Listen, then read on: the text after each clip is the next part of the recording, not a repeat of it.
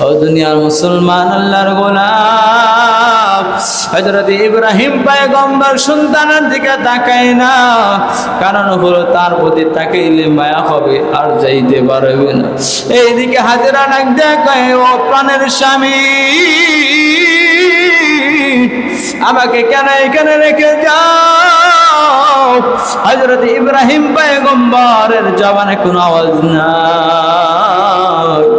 ওই সন্তানকে হাজেরা দৌড়াইয়া যাইয়া ইব্রাহিম আলাইহিস সালামের সম্মুখে দাঁড়ায়া আছে। ডাক দিয়া কয়, প্রাণের স্বামী, আপনাকে এই হুকুম যদি আল্লাহ তাআলা দেয় তাইলে আমার কোনো প্রকার কোনো আপত্তি নাই। ওই সময় ইব্রাহিম আলাইহিস সালাম বলে, ও প্রিয়তমা হাজেরা, আমি এমন কোনো আদেশ নাই, এমন কোনো কাজ নাই যেইগুলো আল্লাহর আদেশ ছাড়া করি না। চিৎকার বলুন সুবহানাল্লাহ। এই জন্য আল্লাহ তাআলা কুরআনুল কারীমের ভিতরে ডাক দেয়া বলেন, লাইয়ানালাল্লাহ লুহুমুহা ওয়ালাকিন ইয়ানালুত তাকওয়া মিনকুম। আল্লাহ পাক রব্বুল ইজ্জত ডেকে বলেন, বান্দা তোমরা যেই পশুটাকে কুরবানি করবে, এই পশুটার গোশত এবং হাড্ডি আর রক্ত আমার কাছে পৌঁছায় না। তোমরা যেই বস্তুকে জমিনে সরা দাও, এই বস্তুটা আর এই পশুটা আল্লাহ তাআলার দরবারে যায় না, বরং বান্দা লাইয়ানালাল্লাহ লুহুমুহা ওয়ালাকিন ইয়ানালুহুত তাকওয়া মিনকুম। শুধুমাত্র আল্লাহ তাআলার ভয় আর তাকওয়া যায়। জোরে বলেন সুবহানাল্লাহ। সাহাবায়ে কেরাম আল্লাহ রাসূল সাল্লাল্লাহু আলাইহি ওয়াসাল্লামকে জিজ্ঞাসা করেন, ইয়া রাসূলুল্লাহ, এই কুরবানিটা আমরা কেন করব? এটার কারণ কি, এটার ফজিলত কি? আল্লাহ রাসূল সাল্লাল্লাহু আলাইহি ওয়াসাল্লাম সাহাবাদেরকে ডেকে বলেন, ও সাহাবীরা শোনো, তোমরা কেন কুরবানি করবা? কুরবানি করবার মাধ্যমে আল্লাহ তাআলার নৈকট্য হাসিল করা সম্ভব। জোরে বলেন সুবহানাল্লাহ। কারণ হলো এই একটি পশুকে যখন আমি কুরবানি করি, আমাদের দিলের ভিতরে ব্যথা আছে না নাই? দুনিয়ার মুসলমান আল্লাহর গোলাম, আমরা একটি ঘটনা জানি হযরত ইব্রাহিম পয়গম্বরের। হযরত ইব্রাহিম পয়গম্বর, তিনাকে একবার পরীক্ষা করা হয় নাই, বরঞ্চ আল্লাহ তাআলা বারবার হযরত ইব্রাহিম পয়গম্বরকে পরীক্ষা করেছেন। সাধারণ পরীক্ষা না, অনেক বড় কঠিন পরীক্ষা করেছেন।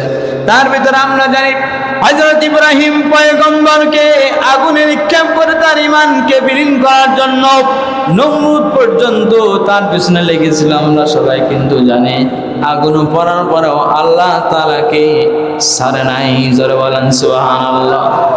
ও দুনিয়ার মুসলমান আল্লাহর গোলাম, আল্লাহ তাআলা হযরত ইব্রাহিম পয়গম্বর তিনাকে অনেকভাবে পরীক্ষা করেছেন। প্রত্যেকটা অবস্থায় আল্লাহ তাআলার ওই পরীক্ষায় 100 নাম্বার তুলেছে। সুবহানাল্লাহ বলেন।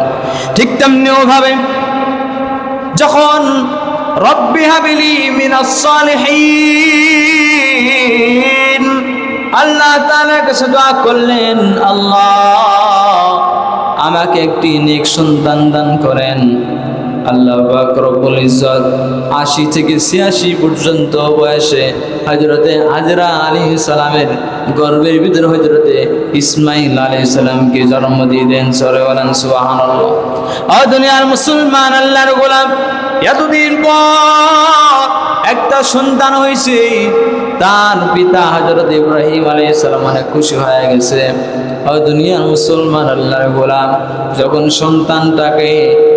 ওই সন্তানটা যখন বসা শিখলো, কথা বলা যখন শিখলো, ওই সময় আল্লাহ পাক রব্বুল ইজ্জত ইব্রাহিম আলাইহিস সালামকে ডেকে বলে, ইব্রাহিম তুমি তাড়াতাড়ি কইরা মরুভূমিতে তাও তোমার স্ত্রী হাজরাকে আর তোমার সন্তান ইসমাইলকে রেখে আসো। আমরা যে এখানে বর্তমান হলো যারা হাদিসে আছে আমরা দৌড়াই আসছি, কথা বলেন ঠিক কিনা? দুনিয়ার মুসলমান আল্লাহর গোলাম, একটা গভীর মরুভূমি, ওইখানে কোনো জলের কোনো অবস্থা নাই, খাবারের কোনো ব্যবস্থা নাই। হযরত ইব্রাহিম পয়গম্বর তিনার আপন স্ত্রী হাজরাকে নিয়ে আর তার সন্তান কোলেকে নিয়ে চলে গেছে। কিছু পানি আর কিছু খেজুর দুইটা দিয়ে তার সন্তানকে রেখে আসে। এটাও আল্লাহ তাআলার পরীক্ষা। হযরত ইব্রাহিম পয়গম্বর যখন সন্তানদেরকে নিয়ে যায় আর ওই মরুর উপরে যখন রেখে আসে, ওই সময় হাজেরা তার স্বামীর দিকে, ইব্রাহিমের দিকে তাকায়া কয়, ও প্রাণের স্বামী, কেন আমাকে এই মরুভূমিতে রেখে যাও, যেখানে একটা ঘর নাই, যেখানে থাকার কোনো বাসস্থান নাই, থাকার জন্য কোনো ভালো জিনিস নাই। আর বর্তমান যদি আমাদের স্ত্রীকে যদি বলা হয় এই ভাঙা ঘরই আমার আছে, ভালো কোনো ঘর নাই, সোলার বেড়াই আমার ঘর, সে বলবে এই তোর মতো তুই থাক, আমি চলে গেলাম, বলবে কি বলবে না? দুনিয়ার মুসলমান আল্লাহর গোলাম, হযরত ইব্রাহিম পয়গম্বর যখন মরুভূমির ভিতরে ওইখানে রাখলেন, রাখার পরে যখন চলে আসবে, ওই সময় হাজেরা ডাক দেয়া বলে, ওগো প্রাণের স্বামী, আপনি আমাদেরকে কেন রেখে যাচ্ছেন বলেন?